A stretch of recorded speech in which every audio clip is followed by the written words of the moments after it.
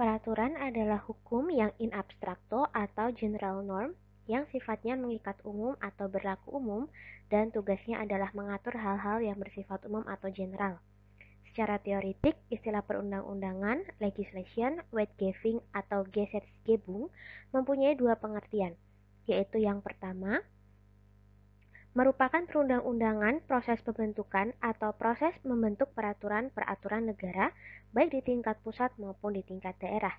Kedua, perundang-undangan adalah segala peraturan negara yang merupakan hasil pembentukan peraturan-peraturan baik di tingkat pusat, yakni DPR bersama Presiden, maupun di tingkat daerah, gubernur bersama DPRD provinsi, dan seterusnya. Berkenaan dengan peraturan perundang-undangan, Hamid At-Tamimi menuliskan sebagai berikut. Istilah perundang-undangan secara harfiah dapat diartikan peraturan yang berkaitan dengan undang-undang, baik peraturan itu berupa undang-undang itu sendiri maupun peraturan lebih rendah yang merupakan atribusi ataupun delegasi.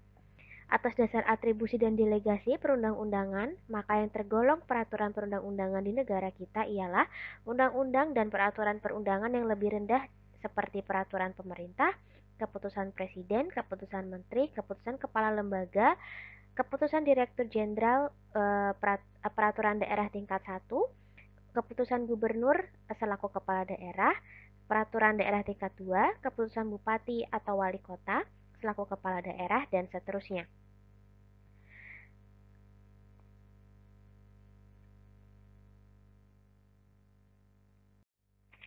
Peraturan perundang-undangan memiliki ciri-ciri sebagai berikut.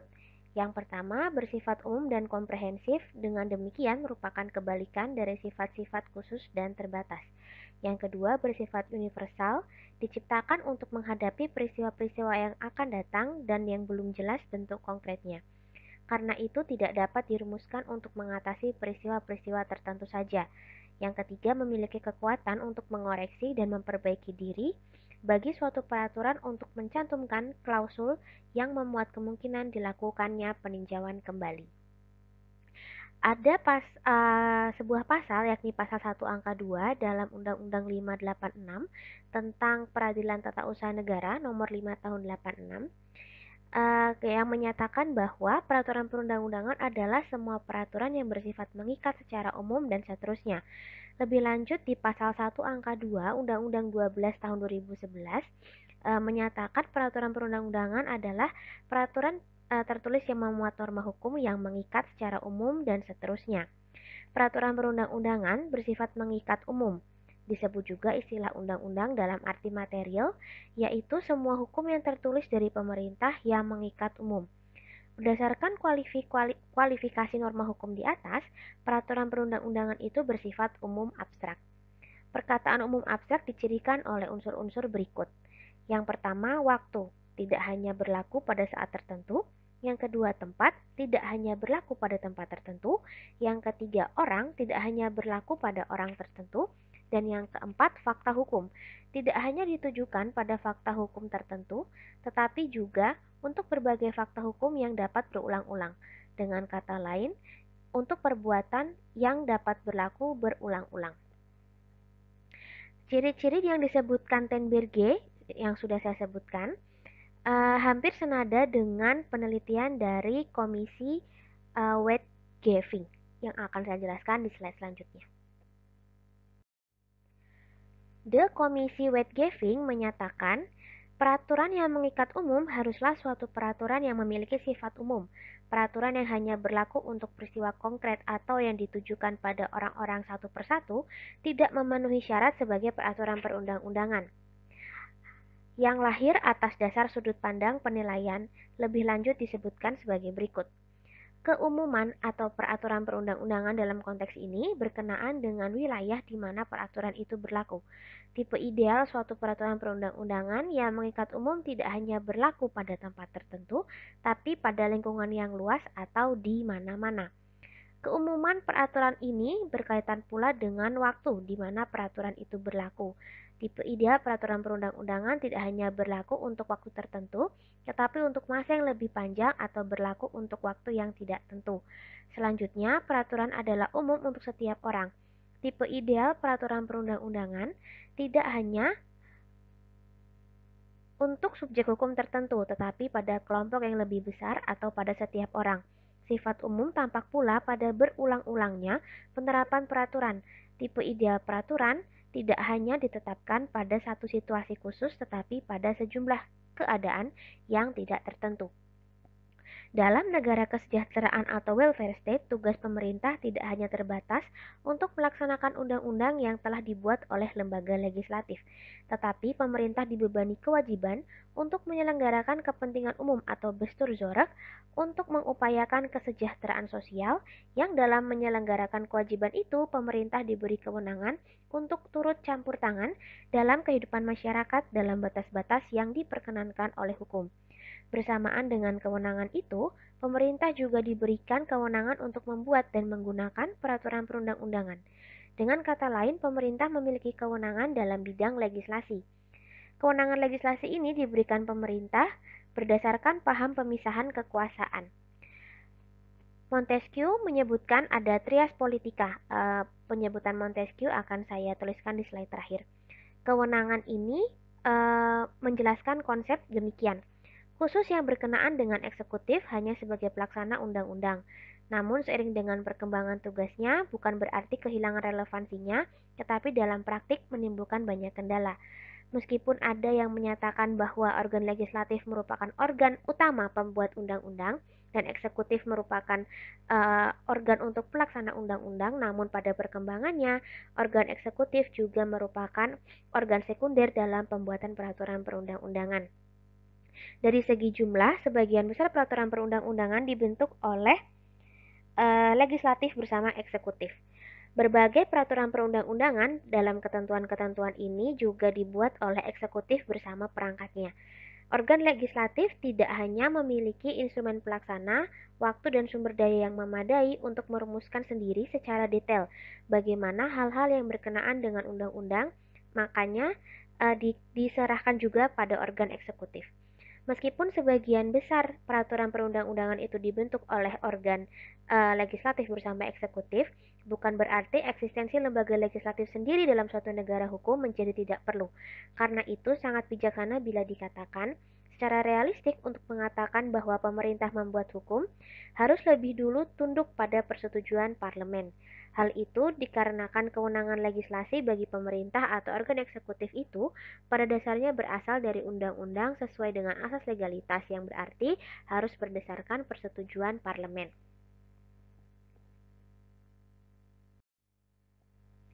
Pemberian kewenangan legislasi kepada pemerintah itu semakin mendesak sejak berkembangnya ajaran negara kesejahteraan yang memberikan kewajiban kepada pemerintah untuk memberikan pelayanan sosial dan mewujudkan kesejahteraan umum yang untuk menopang peranan ini, pemerintah dilekati dengan kewenangan legislasi.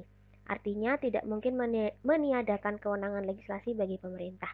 Bagirmanan menyebutkan ketidakmungkinan untuk meniadakan eksekutif adalah sebagai berikut. Yang pertama, paham pembagian kekuasaan lebih menekankan pada pembedaan fungsi daripada pemisahan organ seperti yang terdapat pada mulanya. Dengan demikian, fungsi pembentukan peraturan perundang-undangan tidak harus terpisah dari fungsi penyelenggaraan pemerintah. Fungsi pembentukan peraturan perundang-undangan dapat juga dilekatkan pada administrasi negara sebagai kekuasaan mandiri atau sebagai kekuasaan yang dijalankan bersama dengan badan legislatif. Yang kedua, paham yang memberikan kekuasaan pada negara atau pemerintah untuk mencampuri kehidupan masyarakat, baik sebagai negara kekuasaan atau negara kesejahteraan. Dalam paham ini dikatakan ikut campurnya negara atau pemerintah dilakukan dalam rangka membatasi dan mengendalikan rakyat. Salah satu penunjang formal pelaksanaan kekuasaan semacam ini diciptakan berbagai instrumen hukum yang akan memberikan dasar bagi negara atau pemerintah untuk bertindak sebagai negara kesejahteraan. Diperlukan juga berbagai instrumen hukum yang tidak mungkin semata-mata diserahkan kepada legislatif untuk menyelenggarakan kesejahteraan umum. Administrasi negara memerlukan wewenang untuk mengatur tanpa mengabaikan asas-asas negara berdasarkan hukum dan asas-asas umum pemerintahan yang baik. Dalam keadaan demikian, makin tumbuh kekuasaan administrasi negara di bidang pembentukan peraturan perundang-undangan. Yang ketiga, untuk menunjang perubahan masyarakat yang berjalan makin cepat dan kompleks, Diperlukan percepatan pembentukan hukum. Hal ini mendorong administrasi negara berperan lebih besar dalam pembentukan peraturan perundang-undangan. Yang keempat, berkembangnya berbagai jenis peraturan perundang-undangan mulai dari UUD sampai peraturan perundang-undangan tingkat daerah. Badan legislatif tidak membentuk segala jenis peraturan perundang-undangan namun hanya terbatas pada undang-undang. Jenis-jenis lain dapat dibuat dengan mendasarkan pada administrasi negara.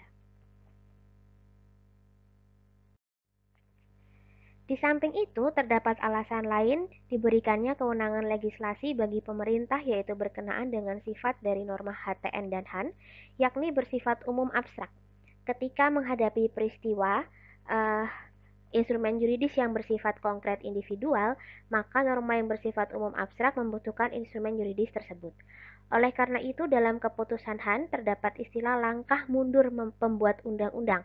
Sikap mundur ini diambil dalam upaya mengaplikasikan norma HAN yang bersifat umum abstrak terhadap peristiwa konkret individual. Dalam kaitan ini, dinyatakan sebagai berikut. Undang-undang memberikan wewenang kepada organ pemerintahan untuk membuat peraturan hukum yang bersifat administrasi dalam rangka hubungan hukum dengan warga negara. Langkah mundur ini tidak dapat dihindarkan dan akan memberikan keuntungan yang lebih besar untuk waktu yang tidak terbatas yang dapat dijangkau oleh pembuat undang-undang. Menurut Indro Harto, manfaat dari sikap mundur pembuat undang-undang seperti ini adalah bahwa penentuan dan penetapan norma hukum oleh badan atau jabatan tun akan dapat dilakukan pembedaan menurut keadaan khusus dan konkret sebagaimana yang dibutuhkan oleh masyarakat. Sebab harus dilakukan tiga sebab harus dilakukan langkah mundur adalah yang pertama, karena keseluruhan hukum tata usaha negara demikian luasnya, sehingga tidak mungkin pembuat undang-undang mengatur seluruhnya dalam undang-undang formal. Norma-norma hukum tun atau tata usaha negara harus selalu disesuaikan dengan perubahan keadaan yang terjadi sehubungan dengan kemajuan dan perkembangan yang tidak mungkin selalu diikuti oleh pembuat undang-undang dengan mengaturnya dalam suatu undang-undang formal. Yang ketiga, tiap kali diperlukan pengaturan lebih lanjut, hal itu selalu berkaitan dengan penilaian-penilaian dari segi teknis yang sangat mendetail, sehingga tidak sewajarnya harus diminta pembuat undang-undang demikian saja mengaturnya. Lebih cepat dilakukan dengan mengeluarkan peraturan-peraturan atau keputusan-keputusan tun yang lebih rendah seperti keputusan presiden, peraturan menteri, dan sebagainya. Kewenangan legislasi pemerintah atau administrasi negara itu bersifat mandiri dan ada yang tidak mandiri. Kewenangan legislasi yang tidak mandiri dalam arti dibuat bersama-sama oleh pihak lain atau kolegial berwujud undang-undang atau peraturan daerah. Secara formal, semua produk hukum yang dibuat secara kolegial oleh pemerintah bersama-sama dengan DPR atau DPRD disebut undang-undang atau peraturan daerah. Undang-undang dan peraturan daerah dibuat bersama-sama oleh pemerintah atau pemerintah daerah dengan DPR atau DPRD, dikenal dengan undang-undang dalam arti formal. Kewenangan legislasi bagi pemerintah atau administrasi negara yang bersifat mandiri dalam arti hanya dibentuk oleh pemerintah tanpa keterlibatan DPR diwujudkan dalam keputusan-keputusan yang merupakan atau tergolong sebagai peraturan perundang-undangan. Termasuk keputusan yang bersifat umum yang dibuat oleh pemerintah adalah peraturan yang dibuat oleh pemerintah berdasarkan undang-undang secara mandiri tanpa keterlibatan DPR. Di sini diambil contoh keputusan presiden. Karakteristiknya menurut Stroing adalah kewenangan ini berwujud pada peraturan pemerintah, peraturan presiden, keputusan presiden, peraturan dan keputusan menteri, keputusan gubernur, keputusan bupati, keputusan kepala desa yang dicirikan oleh sifat mengikat umum dan memiliki norma hukum abstrak. Berdasarkan pasal 100 Undang-Undang Nomor 12 Tahun 2011, semua jenis keputusan bersifat mengatur dan mengikat umum dapat digunakan dengan istilah peraturan. Menurut Philippus M. Hajon, bentuk keputusan tata usaha negara demikian tidak merupakan bagian dari perbuatan keputusan, tetapi termasuk perbuatan tata usaha negara di bidang pembuatan peraturan. Seperti halnya dengan peraturan perundang-undangan lainnya, keputusan tata usaha negara yang merupakan pengaturan yang bersifat umum dapat pula dijadikan suatu dasar hukum bagi dikeluarkannya suatu keputusan, dalam arti basicing. Dalam keputusan yang bersifat mengatur atau regulan, yang tergolong sebagai peraturan perundang-undangan dan keputusan yang bersifat menetapkan atau basican, sering menimbulkan masalah dalam praktik penyelenggaraannya, dan itu acap kali membingungkan warga negara. Oleh karena itu, berdasarkan Undang-Undang Nomor 12 Tahun 2011, semua keputusan yang bersifat mengatur diberi nama peraturan. Setelah undang-undang itu berlaku, semua instrumen hukum yang bersifat mengatur dapat dinamakan peraturan. Keputusan-keputusan yang bersifat mengatur yang masih ada dan berlaku harus dibaca sebagai peraturan sebagaimana disebutkan dalam pasal 100. Harus dilihat juga pada pasal 97 yang menyatakan bahwa semua keputusan presiden dan seterusnya.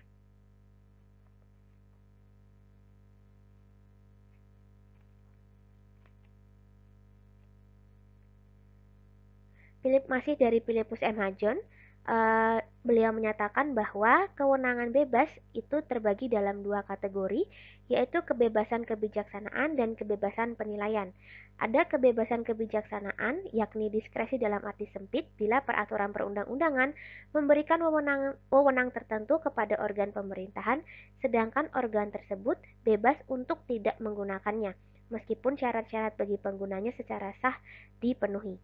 Kebebasan penilaian, yakni wewenang diskresi dalam arti yang tidak sesungguhnya, sejauh menurut hukum diserahkan kepada organ pemerintahan untuk menilai secara mandiri dan eksklusif apakah syarat-syarat bagi pelaksanaan suatu wewenang secara sah telah dipenuhi. Berdasarkan pengertian ini, Hajon menyatakan dua jenis kekuasaan bebas atau kekuasaan diskresi. Yang pertama, kewenangan untuk memutuskan secara mandiri, dan yang kedua, kewenangan interpretasi terhadap norma yang samar. Meskipun kepada pemerintah diberikan kewenangan bebas, namun dalam suatu negara hukum, pada dasarnya tidak terdapat keabsahan dalam arti yang seluas-luasnya dalam mendefinisikan kebebasan tanpa batas, sebab kita adalah negara hukum. Penyerahan wewenang, sifat dan isi wewenang maupun pelaksanaan wewenang tunduk pada batasan-batasan yuridis. Mengenai penyerahan wewenang dan sebaliknya, terdapat aturan-aturan hukum yang tertulis maupun tidak tertulis. Di samping itu, negara hukum juga menganut prinsip bahwa setiap penggunaan kewenangan harus disertai dengan pertanggungjawaban hukum. Terlepas dari bagaimana wewenang itu diperoleh dan apa isi dan sifat wewenang, serta bagaimana mempertanggungjawabkannya, yang pasti adalah faktor penting dalam hubungan negara dengan pemerintahan. Berdasarkan pada wewenang, pemerintahan dapat melakukan berbagai tindakan hukum di bidang publik.